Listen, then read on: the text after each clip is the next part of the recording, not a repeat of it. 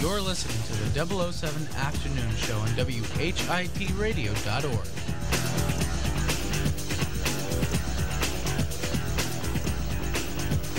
Hi, I'm Brenda Choi from WHIT Radio.org.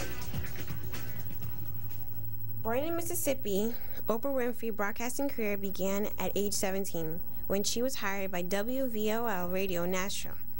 She attended Tennessee State University, where she majored in speech, communication, and performing arts. Based in Chicago, Harper Entertainment Group includes Harper Productions Inc., Harper Films, Harper Video Inc.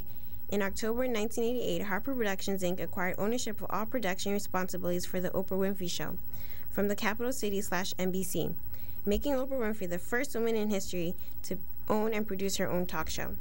Oprah Winfrey was named one of the 100 most influenced people in the 20th century by Time magazine, and in 1998 received the Lifetime Achievement Award from the National Academy of Television Arts and Sciences. Her influence extended to the publishing industry when she began her own on-air book club. Oprah Book Club selections became instant bestsellers, and in 1999 she received the National Foundation's 50th anniversary of gold medal for their services to books and authors. When Forbes magazine published the list of Americans' billionaires for the year 2003, it disclosed that Oprah Winfrey was the first African-American woman to become a billionaire. Oprah cannot be here, but she sent her representative, Mr. Pollicino, to speak on her behalf. How you doing there, Brenda? I'm doing good. I'm glad to be here. We're glad to have you. Yes.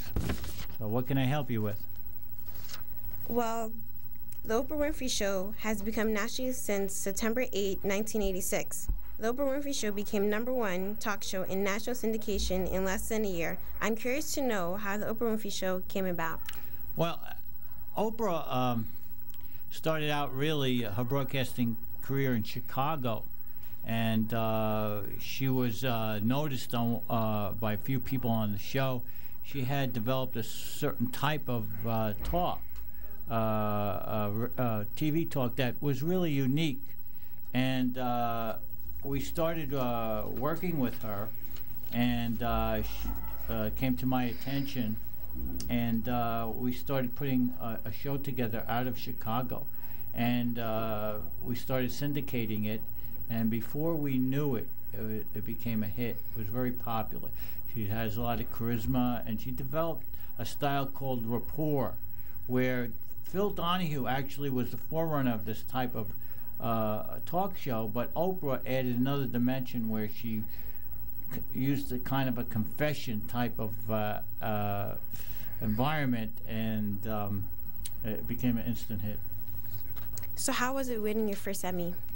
Well, I don't know. I didn't win the Emmy, but Oprah, she conveyed to me that it was very exciting for her, and she was very honored, and it was prestigious. And Oprah, a lot of people would tell you if you talk to people that she grew up with or went to school, that she seemed to be marked for success. She was very bright. She excelled in school, even though she had to change schools a couple of times. Actually lost almost a year of schooling because of her family situation. But she excelled in school, went to Tennessee, and she got her first job in radio. I think she was 17 at the time. Before American fell in love with Oprah Winfrey, the talk show host, she captured the nation's attention with her distressing portrayal of Sophia in Steven Spielberg's 1985 adaptation of Alice Walker's novel, The Color Purple.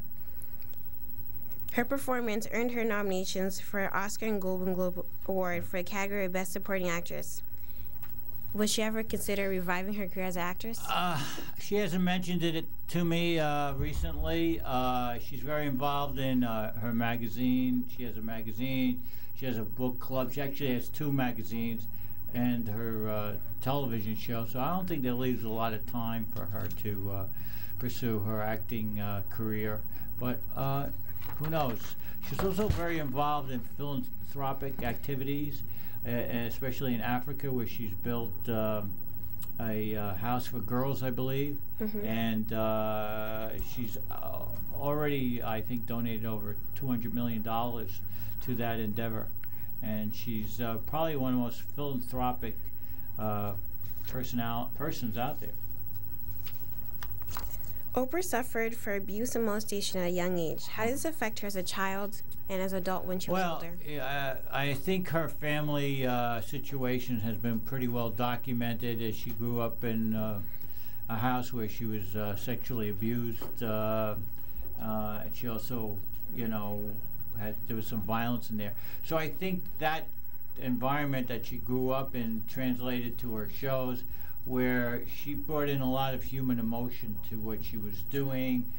You'd see her often, if you see her early shows, she was crying a lot with the people. She kind of changed that way of reporting. It wasn't so much kind of a Jerry Springer thing. She kind of changed that in 1993. Okay, so. Thank you for being here. Well, thank you. I'd love to talk to you further, but we have time constraints. And thank you, Brenda Choi. Say thank you to Oprah.